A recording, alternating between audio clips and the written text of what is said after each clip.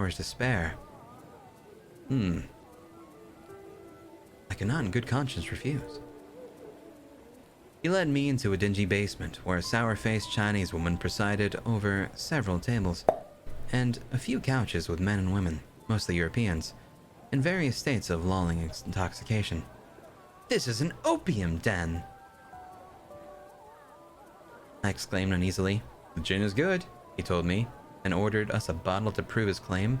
It was thin and sharp, but not wholly distasteful. We chatted mildly for a time, though I noted he kept my glass full, and not his own. "Listen," he said abruptly. "I'm a police detective sent from the London office." "You? A detective?" I cannot hide my incredulity. But he presented me with his commission, which seemed in all respects genuine and correct. "You've been duped," he resumed. "Mr. Fogg's wager is a pretext." "What?" "Last September, a robbery of £50,000 was committed to the Bank of England by a person whose description answers exactly to that of Mr. Phileas Fogg." "What? What nonsense!" I cried, striking the table with my fist. "My master is the most honorable of men." "You know scarcely anything of your master," Fix ground on. "You went into his service the day he departed on this so-called wager, carrying little but a large quantity of banknotes." "But he is too gallant to be a thief," I protested. Fix strokes his mustache. "Thieves are frequently gallant," he assured me. "Charismatic, even." "You cannot accuse Monsieur Fogg of charisma," I replied. Fix shrugged. "I've not met him. I only know that Scotland Yard have sent me out here to capture this Fogg." The detective hissed a breath, which fluttered the tips of his oiled mustache. "I could arrest you as his accomplice." "I cannot betray him," I replied with a shudder. "Even if what you say is true, I am in..." "I'm not at the beach! This a bathtub!" "I am not at the beach. This is a bathtub." Jesus.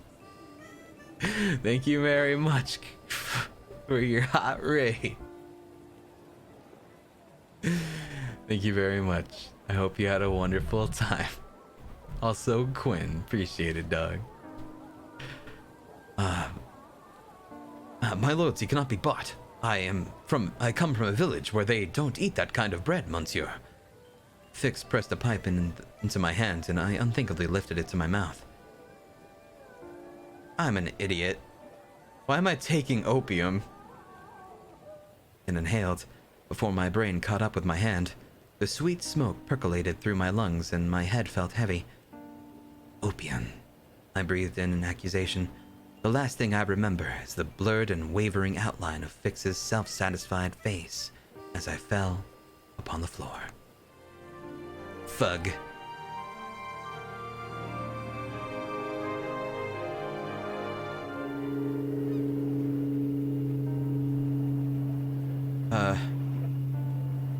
No, we got robbed! Oh no! Oh no!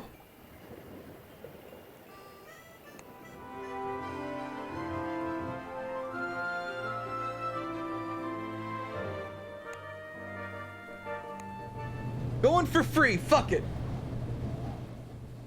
I awoke in a small, dark cabin with a familiar hum of an airship motor underneath me. As for my head, it was attached to my body, and that was the best that could be said of the situation. Fuck! I was late for my master's shave! I sat upright with unfortunate precipitousness and let forth a piteous moan. Fug. Famous dancer seen in Novorossiysk, heading for Tehran. We're getting shanghaied. A fragmented series of images sprang into my mind with vivid force. An opium den, Fix's accusation against my master, an opium pipe pressed to my gin-soaked hands, and then only blankness. I resolved to find an answer. I'll tell you about it. To the most important question, where was my master? Just as soon as I could bring myself to uprightness, that was. Ambulation was a task best approached in stages, and I am ashamed to say that I fell at the first hurdle. and collapsed back into my hard cot, trembling and incessation. And incessant. Fuck. Fog now in debt, says bank. No, Fog! No. I drew the scratchy blanket above my shoulders and ventured out from the cabin at dawn. Having gathered my opium-stewed wits about during the night, I spotted a windburned member of the crew, the tool belt at her waist, hung with rope, bolt cutters, and all manner of strangely shaped tools. "Excuse me," I croaked, rather more weakly than intended. She looked me over and then chuckled. "Oh, you're our mysterious late arrival. How's your head?" Abominable. She laughed rather kindly, all told. "At least you're honest. Is there an Englishman on board?" I demanded. She told me there were plenty, and I endeavored to describe Monsieur Fogg so as to distinguish him from the others. An implacably calm sort? An impeccably dressed, reserved man? "No," she shook her head, "but an Englishman carried you aboard, and paid for your berth. He said you were ill, though you were it's so hard to read. You were clearly half crazed with opium." He shrugged and added, "He had a magnificent mustache. Bix, that blackguard, had paid for my ticket from Hong Kong to Yokohama to separate me from my master." Shit. Thank you, by the way. How awkward is that? And Nero. Today, I apprehended the cold truth of my situation. I would arrive in Yokohama the following morning without a penny to my name, or even a change of clothes, with no notion of my master's whereabouts. Fuck. I could rely only on myself. For who knew when Monsieur Fogg would find me? He was a very practical sort of gentleman, and could very well choose to pursue the winning of his wager over the searching of his errand boy. Servant. Fuck. Still, I made full use of the Salopard Fix's ticket and attacked the buffet with the gusto of a man who was not sure where his next meal would come from. For indeed, I was not. Eat all of the chicken wings. Every single one. Greetings, hello. Tell me about Yokohama. Does it go to Canton? Maybe, but you can pick up zootrops in Canton, extremely valuable in Hong Kong. Oh, but Honolulu. Excuse me, I must go now. Bye. We tethered at Yokohama in the early afternoon. I greeted the waterfront apprehensively, my eye passing lightly over the slope-roofed buildings, carriages, and a boy. "Hey Cry, I saw a midget wearing a t-shirt with the slogan 'I hate black people' on it. I thought to myself, that's a little racist." I took a deep breath and puffed out my chest. I had been in far worse circumstances than these. With that thought, I stepped foot onto Japanese soil.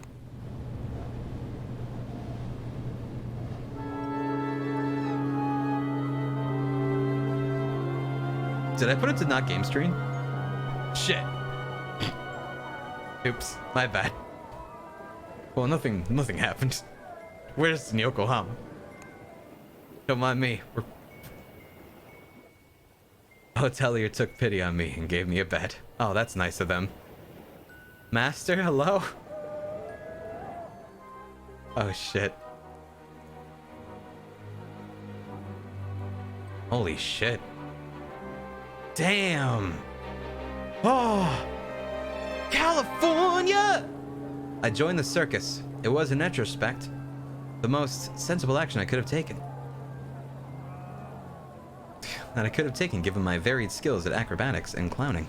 I had quickly realized that the matter of how to find my master was entirely secondary to the larger questions of ready funds. And ready funds were what the sharp-eyed proprietor of the traveling circus offered. I volunteered myself to lend my shoulders to the human pyramid, swallow fire while perched atop a horse, dress up as a lady while flaunting my mustaches. A most demeaning form of entertainment, but brought up a notch. I felt by perfectly executed series of pratfalls or my excellent singing voice, and renditions of classic French ballads, with which I kept them entertained. Then, as I flew a final kiss to the crowd, I was struck dumb. Who should be in the audience but my own Monsieur Fogg! I was not ashamed, friends. I ran to my master, who was looking particularly unperturbed by the disturbance I was causing. I was abducted, monsieur, I blurted by way of explanation. It is of little consequence, Was his only response. come, we have lodgings to arrange and a journey to continue.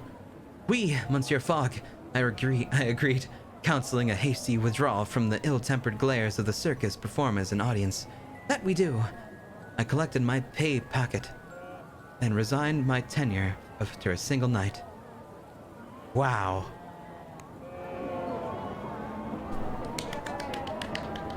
Yay! Alright, chat.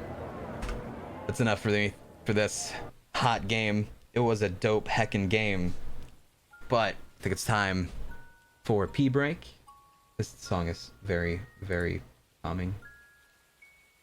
Time for a pee break. And we'll be back with the next game, okay? Hang on one second while I get you a not very calming song. I know this song is like way too chill, and like I know you guys want to rock the fuck out. Like, you guys want to like rock out to like the hardest song in the world. Like, I'll give you like the hardest song in the fucking world so you can rock out, okay? Okay. Hold on. Okay. Good luck, chat. What game was that? That was called 80 Days. Be right back. 2 songs. Hanging round downtown by myself.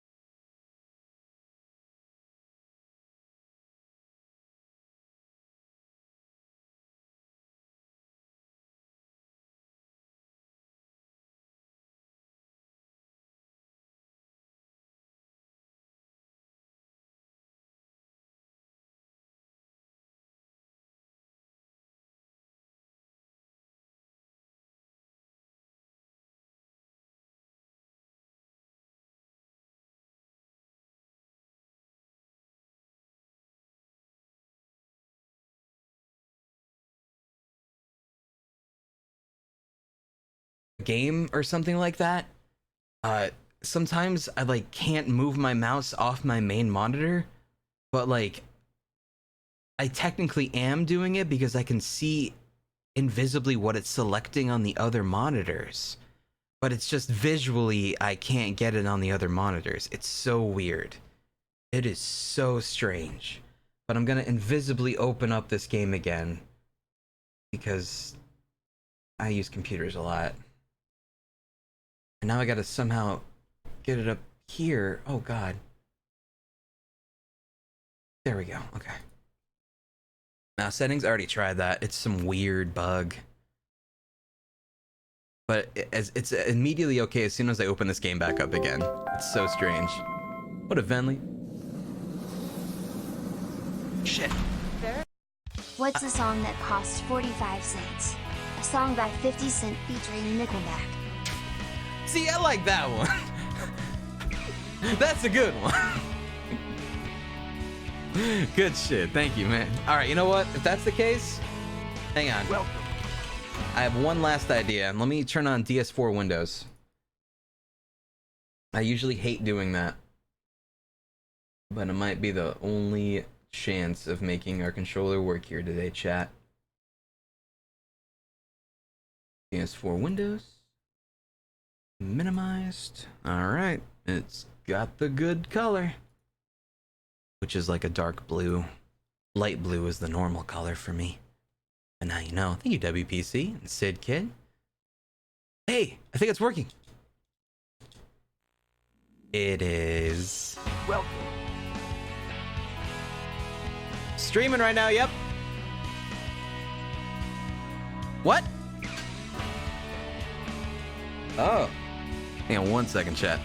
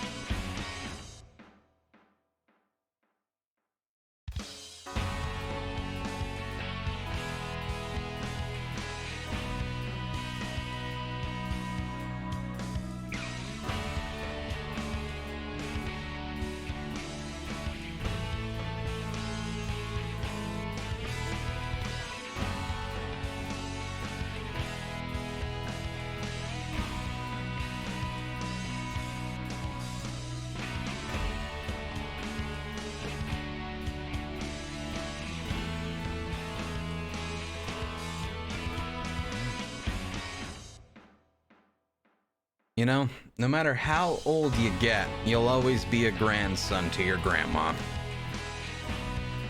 Okay. So, we've returned. Let us see. Quality medium? Motion blur? I hate that mouse.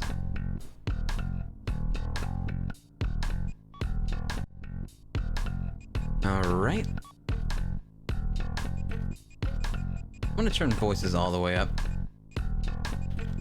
I'm gonna do a little adjusting of this too. Perfect. Okay. Thanks, Quentin. Okay, let's try this again. So I was wondering if you could give me a date for the next party stream so I can put it on my calendar because it would help me out a lot because I forget stuff easy sometimes. My homie.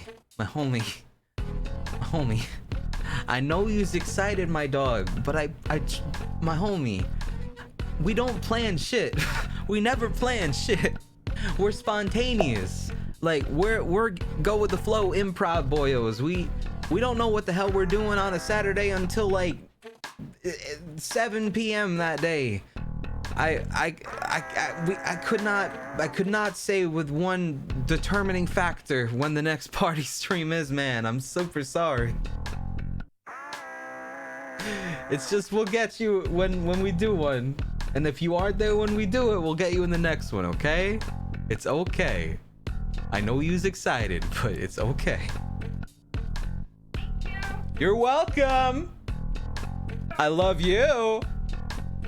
Also, any NEP subs here, thank you very much as well. I'm so excited for this game. Why? Because I am the president of these great United States of America. Okay, let's party. Yeah, you're right. Welcome. Let's go.